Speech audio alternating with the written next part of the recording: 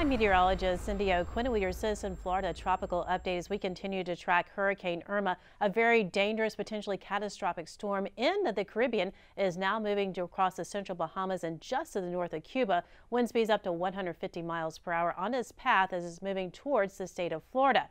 Now, its pressure has risen slightly overnight up to 927 millibars, and that motion is still to the west-northwest at 16 miles per hour. Right now, we're looking at a very powerful storm. It is more than double the size, if not triple the size, of the state of Florida and expected to track right up the center of Florida. In fact, here is the latest look at the path, and you can see as it approaches into the state of Florida, we're actually going to start seeing tropical storm force winds in the southern Florida and the Keys as early as Saturday morning between 7 and 8 a.m.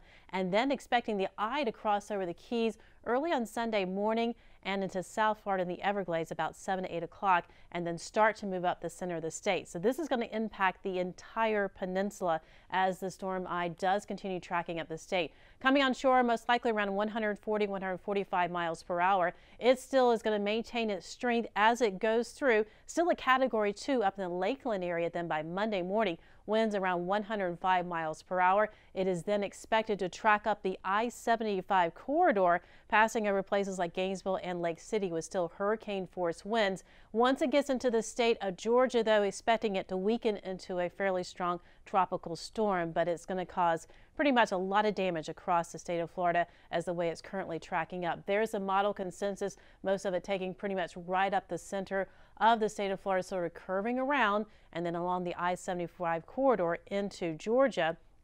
Now, the best case scenario would be for us if it actually took a little bit jog more towards Cuba, as a couple models are trying to show. But regardless of where it goes, we are expecting some favorable environment for the storm with warm water and a very low level shear, and that's going to help the hurricane really to not lose much more in the strength. A little bit of the strength loss this morning was due to that eye wall replacement cycle. Once it ends, we could see the storm regain back up to about 155. But there is the path. If it was to go a little bit closer to Cuba, it would actually weaken the storm a little bit then as it starts to move on northward up through the peninsula of Florida.